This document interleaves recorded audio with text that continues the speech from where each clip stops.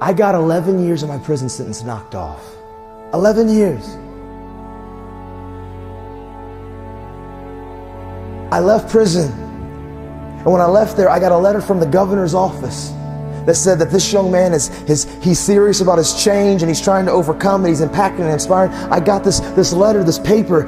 I left the prison. I was leaving the prison in street clothes. I left 11 years early. I came home 5 years ago. 5 years ago, I came home. And I was on a mission, man.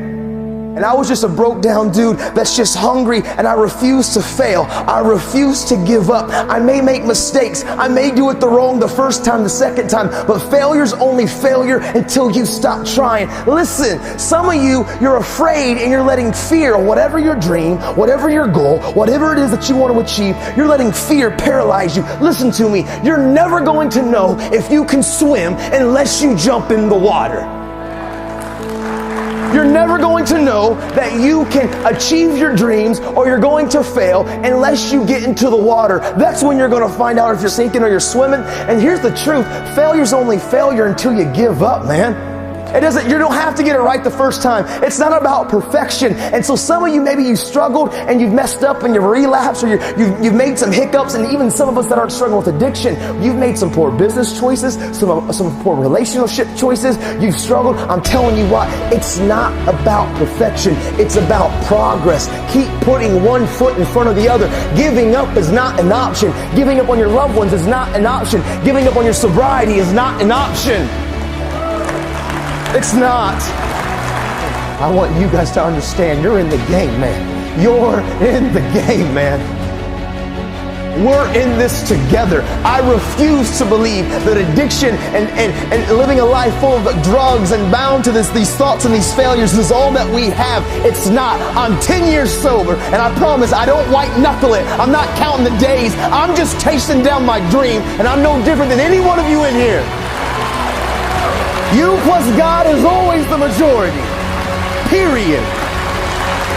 And so here's what happened with me. It was a Friday night, 2009, July 17th. So I had drank and consumed a half a fifth of whiskey and 13 shots of tequila. I was drunk. A girl named Priscilla Owens, she comes to get me. My friend Mike says, Nathan, you're not driving, right? I said, oh no. I'm not driving, she is. She's my designated driver. We got this. We're going out to TJ's. We're starting the fire. I'll see you in a little bit. Cool, we shook up and we're out the door. But in the process of leaving that bar to getting to the car, there's one question that I'm never going to probably ever have answered. And I can't quite put my finger on it. But somehow, when I left that bar, Priscilla gave me her keys. And I remember these next few moments. I remember the atmosphere. I remember what was being said. I remember everything, every part of it. I remember the shorts that I had on. I remember more clearly than anything the next words I heard out of Priscilla's mouth. I remember them so clearly. Every vowel, every consonant articulated so precisely. And it was so clear, as crystal clear as day. Well, the next words I heard from Priscilla were simply this: tree! And when I hit that tree, that case of beer bottles that was behind her catapulted forward at impact. And that woman named Priscilla, who didn't have her seatbelt on, catapulted forward at impact. And that thing called the windshield in your car and that case of beer bottles met with Priscilla in between. And she slid down to the floorboard, and her neck rested on the middle console. And at 23, choices and decisions that I made, Priscilla Owens lost her life. She was a mother of two, she was a daughter, and she was a sister.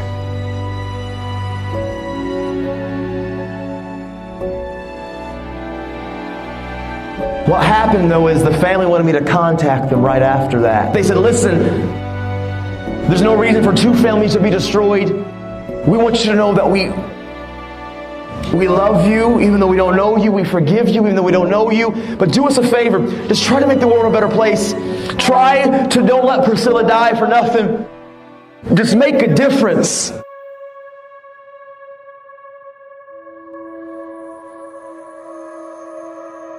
I live with these 3 principles, and I promise you, man, they will change everything about who you are. Hard work works, make good choices, and value people.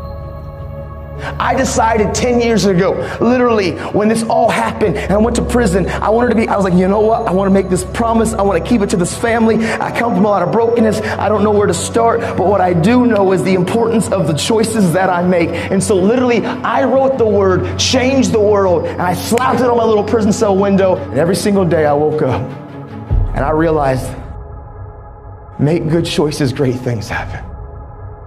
Aim small, miss small. I promise you, if some of you will just begin to take ownership of your life, and some of you probably are already thriving and doing phenomenal and making good choices, I want to say keep going. Don't give up. Keep pursuing it, because I promise you, every single one of you were meant to leave your fingerprints on history. But I'm here to tell any of you in here, if you're battling, if you're struggling, you've got to know when to cut anchor and go on about your life, because you can't be letting people live rent-free up here. You can't be letting people hold you back, and who you surround yourself with matters. Change doesn't happen by accident. Change takes intentional choices to be different, and that's just truthful.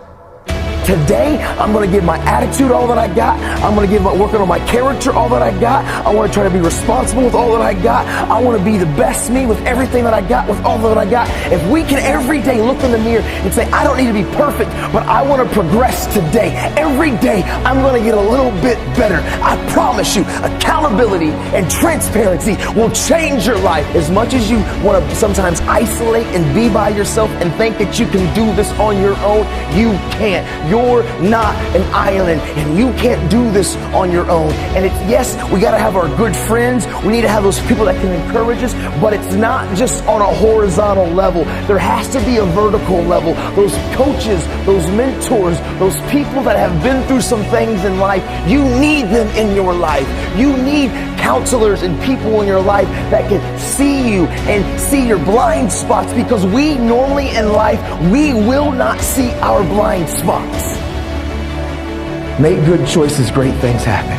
You see, every choice that I can make, listen, I can't control what you think about me. I can't control your opinion of me. I can't control what you say about me, but I control how I react, respond, and what I do with my life. I'm in control of my life. I don't let external factors control me. I'm in control of my life. Because sometimes life can be tough. Life can be challenging. And sometimes the obstacles in front of you seem like they're too big and it's easier just to lay down. But you know what I remember? I remember when my dad used to look at me when the kid said, listen, Nathan, life is never going to give you anything, but if you make it and if you build it, nobody can take it from you. Because hard work and tenacity and refusing to quit and chasing your dream, you'll get there, I promise you. Maybe you don't hit the stars, but you'll land on the moon. You just don't give up and you go after it, and you stop caring about the opinions of people around you. Stop blaming everybody from your hurts. Take ownership of your life. Take off your mask. Don't feed the bear. Make good choices. Be a best friend. Encourage somebody. Be a voice of hope and inspiration. This is your moment.